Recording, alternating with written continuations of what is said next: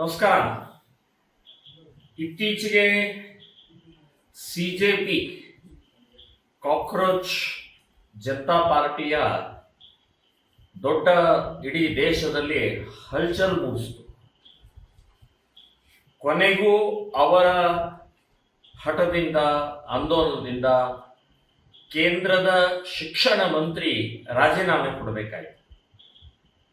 ಇಡೀ ದೇಶದಲ್ಲಿ ಈ ಘಟನೆ ಸಾಕಷ್ಟು ಚರ್ಚಾಸ್ಪದ ಆಗಿದೆ, ವಿವಾದಾಸ್ಪದ ಆಗಿದೆ. ಇದು ನಿಜವಾಗಿಯೂ ವಿದ್ಯಾರ್ಥಿಗಳ ಚಳವಳಿಯ, ನೀಟ್ ಸಂಬಂಧಪಟ್ಟಂಥ ಕಳಕಳಿಯ ಅನ್ನುವಂಥದ್ದು ಬಹಳ ದೊಡ್ಡ ಪ್ರಮಾಣದಲ್ಲಿ ಚರ್ಚೆ, ಇವತ್ತು ಮಂಥನ ಪ್ರಾರಂಭ ಆಗಿದೆ.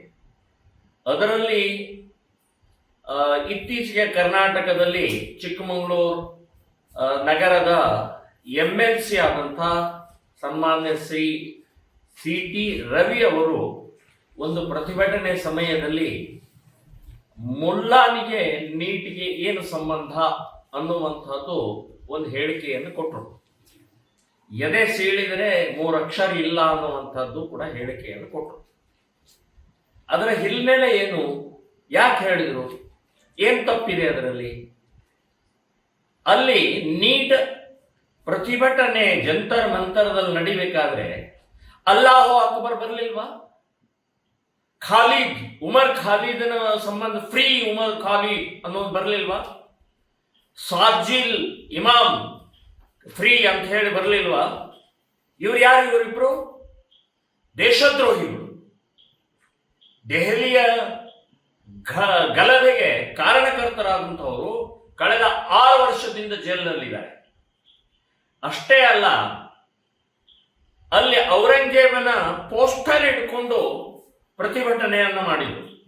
ಸೊ ಔರಂಗಜೇಬನ ಪೋಸ್ಟರ್ಗೆ ನೀಟು ಆಂದೋಲನಕ್ಕೆ ಸಂಬಂಧ ಏನು?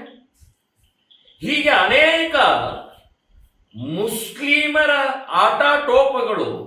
ಒಂದು ಮಹಿಳೆ ಅಂತೂ ಅಲ್ಲಾಹ್ ಸಂಬಂಧಪಟ್ಟಾಗಿ ಒಂದು ಹಾಡನ್ನು ಹೇಳಿದ್ರು.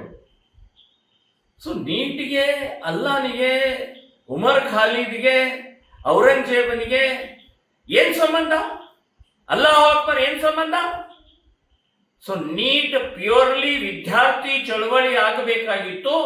ಆ ಹಿನ್ನೆಲೆಯಲ್ಲಿ CT ರವಿಯವರು ಈ ಬ್ಯಾಕ್ಗ್ರೌಂಡ್ ಅನ್ನ, ಈ ಹಿನ್ನೆಲೆಯನ್ನು, ಹೇಳಿಕೆಯನ್ನು ಕೊಟ್ಟಿದ್ದಾರೆ. ಸೊ ಇಮಿಡಿಯೇಟ್ ಬಹಳ ದೊಡ್ಡ ಏನೋ ಅನಾಹುತ ಆಗ್ಬಿಟ್ಟಿದೆ ಅಂತ ಹೇಳಿ SDPI ಅವರು ದೇಶದ್ರೋಹಿ ಪಕ್ಷ ಅಂತ ನಾನು ಹೇಳ್ತಾ ಇದ್ದೀನಿ. ಇವತ್ತು ಎಷ್ಟು ಕರಾವಳಿಯಲ್ಲಿ ಕೊಲೆಗಳಲ್ಲಿ SDPIನ ಸದಸ್ಯರಿದ್ದೇವೆ, ಪದಾಧಿಕಾರಿಗಳು ಇದ್ದೇವೆ ಅಂತನ್ನುವಂಥದ್ದು FIR ನಲ್ಲೂ ಕೂಡ ಇದೆ, ಚಾರ್ಜ್ ಶೀಟ್ ನಲ್ಲಿ ಕೂಡ ಇದೆ. ಸೊ ಇಂಥ ಇವತ್ತು ಇಮಿಡಿಯೇಟ್ ನೀವು FIR ಮಾಡುವಂತಹದ್ದು, ಕೇಸ್ ದಾಖಲೆ ಮಾಡುವಂತಹದ್ದು ಅಷ್ಟೇ ಅಲ್ಲ, ನೀವು ಒಳಗಡೆ ಚಿಕ್ಕಮಗಳೂರಿನ ಒಳಗಡೆ ಪ್ರವೇಶ ಮಾಡಲಿ, ನುಗ್ಗಲಿ ಅಂತ ಹೇಳಿದರೆ ನಾವು ನೋಡ್ಕೊಳ್ತೀವಿ, ನುಗ್ಗದೇ ಇರುವಾಗ ನೋಡ್ಕೊಳ್ತೀವಿ ಅಂತ ಹೇಳಿದರೆ ಏನ್ ಮಾತಾಡ್ತಾ ಇದ್ದಾರೆ ನೀವು? ಆಲ್ರೆಡಿ ಸಾವಿರಾರು ವರ್ಷದಿಂದ ಒಳಗಡೆ ನುಗ್ಗಿದ್ದೀರಿ. ನೀವು ಒರಿಜಿನಲ್ ಭಾರತೀಯರಲ್ಲ. ನೀವು ಘಜನಿಯಿಂದ ಹಿಡಿದು ಇಲ್ಲಿವರೆಗೆ ಈ ದೇಶದಲ್ಲಿ ನುಗ್ಗುತ್ತಾನೆ ಬಂದಿದ್ದೀರಿ. ಸೊ ನೀವೇನ್ ನಮಗೆ ಹೇಳೋದು, ನುಗ್ಗಿರಿ ನೋಡೋಣ ಅಂತ ಹೇಳಿ? ಸೊ ಈ ರೀತಿಯ ಭಾಷೆ, ಕೇಸು ಹೆದರುವಂಥವ್ರು ಅಲ್ಲ, CT ರವಿನೂ ಹೆದರಲ್ಲ. ಮತ್ತು CT ರವಿ ಹೇಳಿಕೆಗೆ ನಾನು ಕೂಡ ಬೆಂಬಲ ಸೂಚಿಸ್ತಾ ಇದ್ದೀನಿ.